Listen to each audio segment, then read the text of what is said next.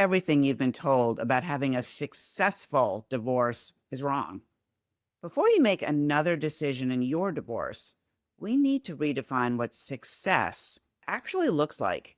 This is the Emotionally Savvy Divorce Series. Welcome to the Emotionally Savvy Divorce Series, a special series from Divorce Dialogues. I'm Katherine Miller, and together we'll explore the mindset shifts that help people navigate divorce with greater clarity, confidence, and dignity.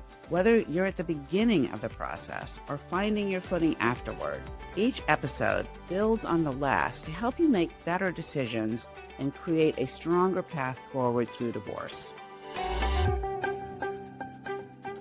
I'm Katherine Miller, divorce attorney, author, and mediator, and host of this podcast, Divorce Dialogues. If you've listened to this, you know we explore divorce from many different angles: legal, financial, emotional, and relational. But I realize that there are a few foundational ideas I come back to again and again, regardless of who I'm talking with. These are the mindset shifts that help people make better decisions, communicate more effectively, and ultimately move through divorce with greater clarity and dignity. That's why I wanted to create this series I call the Emotionally Savvy Divorce Series. Every other week over the next 2 months, I want to step away from my conversations with guests and speak directly to you about the ideas that have shaped my work over the past several decades as a mediator, attorney, and author. Each episode in this series builds on the last. So if you're joining me for the first time, you're in exactly the right place. Today, we're starting with what I believe is the most important question of all. What does a successful divorce actually look like? It's a surprisingly simple question, but it's one that very few people ever stop to ask. Most people enter divorce focused on the next decision, the next conversation, or the next legal step. They're trying to get through it. They rarely pause to define what success would actually mean for them when it's all over. Instead, they often define success by what they're trying to avoid: losing, being treated unfairly, giving up too much, or regretting the outcome. Those fears are completely understandable. But when they're driving every decision, they can pull your attention toward the conflict itself instead of toward the life you're trying to build once the divorce is over. Before you make decisions about lawyers, negotiations, parenting, or finances, it's worth asking a different question. When I look back on this decision 5 years from now, what would make me say, I handled this well, or this went well? Because once you have an answer to that question, many of the decisions that feel impossible become actually much clearer.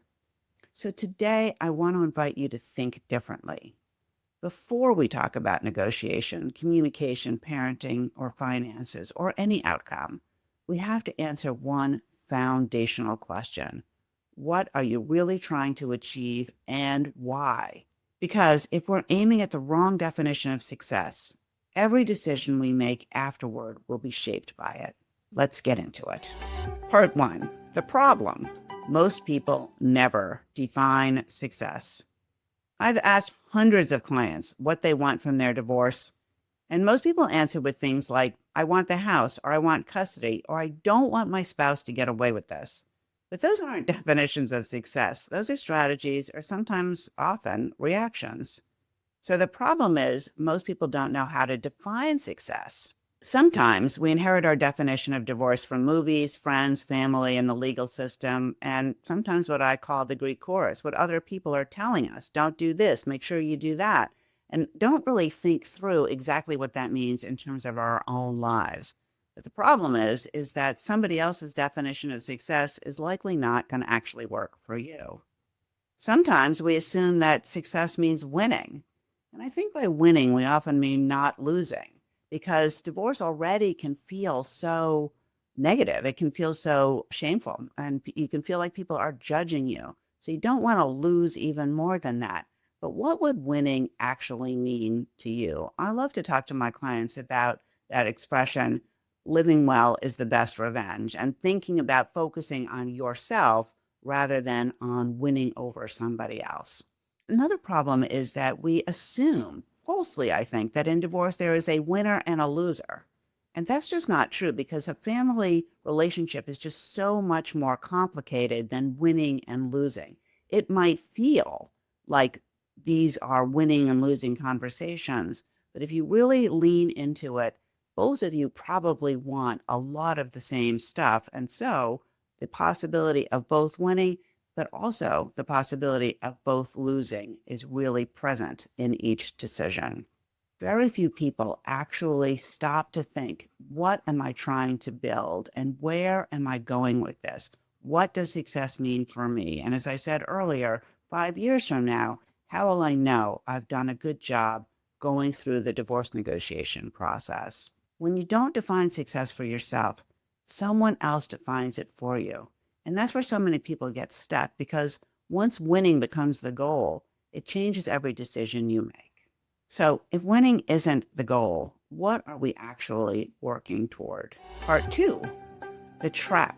Winning can become the wrong goal. I've seen people spend enormous amounts of time, money, and emotional energy trying to win a divorce, only to realize they weren't any happier when it was over. One of my favorite expressions is that holding on to resentment is like swallowing rat poison and hoping that the rat will die. And focusing on winning can often lead to that same rat poison experience. Sometimes it's about one asset, the house. We're battling over the house. Who's going to keep it? Are we going to sell it? What's going to happen with it? When it really makes a lot more sense to think about the why. Why do you want it? Why do you want to sell it? What are the reasons underlying that? And what need does it express for you? And if you can really understand that and figure out what it is that's going on for you, you're much more likely to end up with a successful result because what we're really looking for is not a winning result. It's a successful result. Maybe that means winning, whatever that means to you, but maybe it doesn't mean that. Maybe it means something much deeper and ultimately more important. Sometimes people say stuck in the conflict because letting go feels like losing, but what does it really feel like? I think that when you have been married to someone, especially if you've been married to them for decades, you had a whole courtship where you entered into the relationship and you entered into the dynamic. You married, maybe you raised children together, you bought a house together, you moved, you had so many experiences together, and you've been deeply involved with this person almost all the time. Your own definition of yourself, your definition of me includes we. And it is very hard and it requires work to disentangle your own identity and your own sense of who you are that is separate from the other person. And in the beginning, the integration of definition of your own identity is positive. I am better because I'm with this person. This person enhances my life, enhances my sense of who I am. But as the relationship deteriorates and breaks down, now it turns a little bit negative. And in the divorce negotiations, it can be very negative, but you're still entangled with that person. You're still entwined, and having the negotiation be over is a very difficult step because now you're coming unentangled and unconnected to that person. And that can be a very scary thing. And it can lead you to want to make decisions to hurt the other person the way you have been hurt. But that both doesn't work, and it doesn't take into account that whatever happened in the relationship, that person is also hurt. Entering into the marriage, both of you wanted something positive, and whatever bad acts your soon-to-be ex or ex-spouse has engaged in, I guarantee you that you're both hurting and you're both in pain. Winning a negotiation is not the same thing as winning your life back. So if winning isn't the goal, what is? What does success actually mean? Part 3, the new definition of success. When I wrote The Emotionally Savvy Divorce, I wanted to shift the conversation away from simply getting through divorce and toward moving through it intentionally. Divorce is obviously a legal transition. The legal definition of husband and wife, wife and wife, spouse and spouse, these are important things, and they have important ramifications, many of which I'm sure you didn't know when you walked down the aisle and said, I do. But it's also an emotional transition. Of course, you have been intimate partners for such a long time. And by intimate, I mean physically intimate, but I also mean emotionally intimate. I have so many clients who want to talk to their exes about their dating life because that's the person they've talked to about all that important stuff for years and years. And of course, that's awkward and it's not appropriate. But who then do you talk to? It's a family transition, of course, too. So if you have children, and many of our clients do, even if those children are adult children, how are you going to handle what family means and the definition of family? And how are you going to handle holidays and family events where you've all been involved for so many years? And this couldn't be Christmas, Thanksgiving, a family ski house or a beach house, some place where you convene as a family. Are you going to keep doing that? Most people say no, but a lot of people consider saying yes. What's that going to look like? So thinking about what family means to you in this transition does make a big difference. And of course, as I've said before, an identity transition. Who are you as an individual, separate, but still related in some way to your ex? And what does that mean about who you're going to be moving forward? Divorce is so much more than a legal transaction. It's a human transition. I've had clients call me over the years, and oftentimes in those calls, they thank me for holding them through that difficult transition and creating a space for them to create their own definition of what future holds. And I remember particularly this guy called me, they were mediation clients, and he thanked me for helping them create a parenting plan that allowed them to co-parent their daughter, who'd been 2 when they got divorced, in a way that really involved both of them in her life, and that they'd done a really tremendously good job raising her together. And the funny thing is that at the time, they'd been talking about doing a parenting plan where she'd be with mom on Monday, dad on Tuesday, mom on Wednesday, dad on Thursday. And I was like, wow, that seems like a lot of transitions. But whatever they did, they were able to find a way to talk about it as she developed from 2 to 20 and work out a plan that really worked for them and most importantly, for her. We've heard the term emotional intelligence a lot over the last 10 years. And I'm not sure that everybody really understands what that means, but to me, in the context of divorce, emotional intelligence means really understanding what's going on to the extent that you possibly can. Understand yourself. If you feel angry, I am not telling you not to feel angry. It makes absolute sense to feel angry going through a divorce, or anxious, or sad, or disoriented, or even despondent at times. I'm encouraging you to lean into that and figure out what is going on. What is it that is really important to you? What do you feel is at risk? And figure out some touchstones, some priorities, some things that you can identify in yourself about who you are and where you want to go that make the most sense for you going forward, rather than talking about the house or numbers or dollars or holiday schedules or anything like that. Obviously, we have to get to those concrete deal making issues. But before we get there, think about your own priorities. And then also, if you can possibly do this, think about the priorities of your ex. If you can do that with a hypothesis of generosity, thinking of that person in the best possible light, not like they are a jerk because they did this. They fly around on a broomstick because they did that. They are intending to hurt you because of these words. What are they trying to accomplish and why? What's really important for them?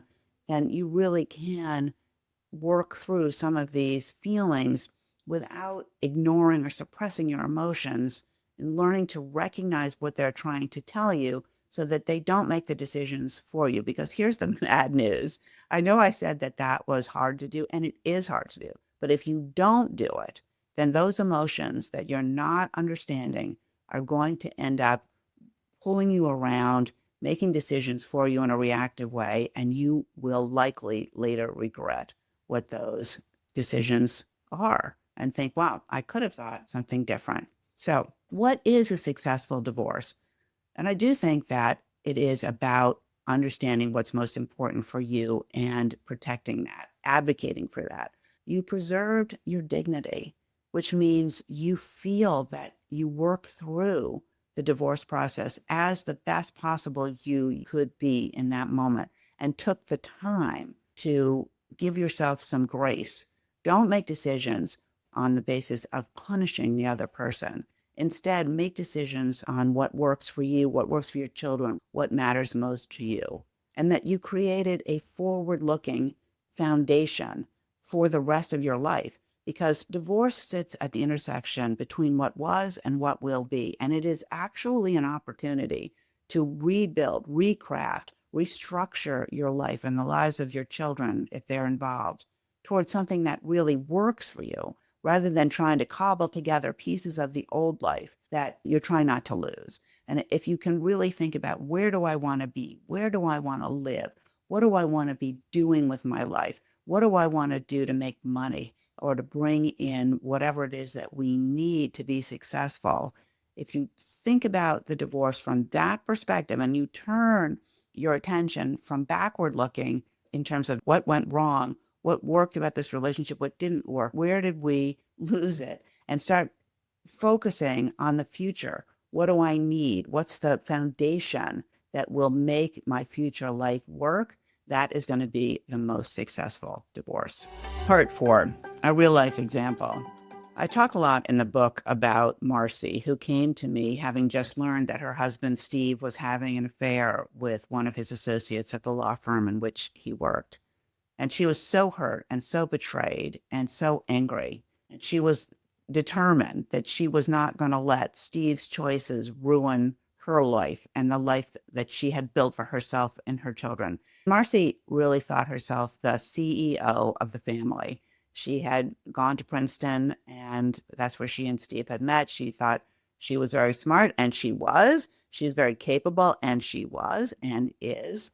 And she built a small business, plan events for children and adults in the neighborhood. But she had given up her career in publishing when the children were born and they'd moved to Westchester. Underneath it all, when she really leaned into it, she realized that she was pretty mad at herself about that. And through the divorce process, she really was able to lean into her anger at Steve and figure out that she was also angry at herself, and figure out where she wanted to go in terms of her future life.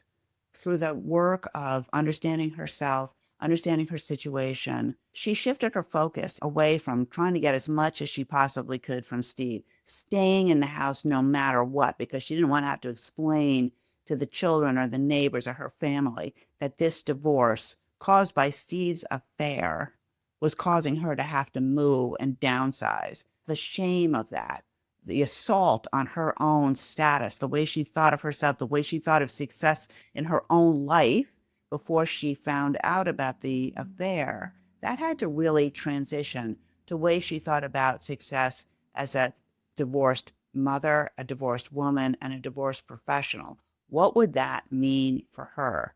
And I'm so proud of Marcy, because she was really able to do that self-work and think through what it meant for her, what she wanted to do career-wise. And she was able to sell her business, create a new business that was much more satisfying for her, move, and then successfully co-parent with Steve for the future.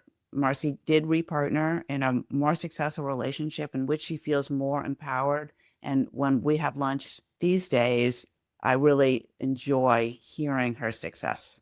So Marcy's story is part of what helped me realize that success is not what happens in the courtroom or the conference room. It's measured by the life that someone is able to build afterward, and the success in leading that life. So if you ask me what a successful divorce looks like after all these years, here's my answer. Success means living your best life, finding meaning in the life that you're leading, and fulfilling your potential to the best of your ability. At the end of my interviews, I always ask my guests a question that I call the reframe. So before we end today, I'd like to leave you with what I'm calling the reframe for this episode. The assumption is that success in divorce means winning or not losing. The reframe is that the goal of divorce isn't to win, The goal is to build the life you want afterward and move through the transition as smoothly as possible before you make your next decision in your divorce. I'd like you to pause and take 5 minutes with a notebook or even the Notes app on your phone and ask yourself these 3 questions. 1. When this divorce is over, what do I want my life to look and feel like? Don't think about the legal outcome or the decision you're being asked to make today. Think about your future. How do you want to feel? What kind of parent, partner, friend, or person do you want to be? 2. What am I protecting? And is the way I'm fighting for it actually helping me protect it? Maybe you're protecting your children, your financial security, your sense of identity, or simply your dignity. Sometimes our actions align with those values. Sometimes they don't. 3. If my future self looked back on the decisions I'm making today, what would they thank me for? And what would they not? Not what would they help me win today, but what would help me build toward the life that I want tomorrow? Write down your answers. Keep them somewhere you'll see them. Then before every major decision, ask yourself one more question. Does this move me closer to the life I'm trying to build? Or is it keeping me stuck in the life I'm trying to leave? Every decision you make is casting a vote for the life you'll live after divorce. Make sure you're voting for the future you actually want. Thank you for joining me for this episode of the Emotionally Savvy Divorce series. I hope you'll carry today's reframe with you as you navigate the decisions ahead. In our next episode, we'll explore one of the biggest traps people fall into during divorce, the pursuit of fairness, and why shifting your focus from what's fair to what's workable can change everything. If you found this conversation helpful, I'd love for you to subscribe to Divorce Dialogues. Share this episode with someone who might need it, and visit Miller Law Group to explore more resources, including my book, The Emotionally Savvy Divorce. Until next time, take good care of yourself, and remember, the goal isn't simply to get through divorce, it's to create a stronger path forward. If this conversation was helpful, share it with someone who might need it.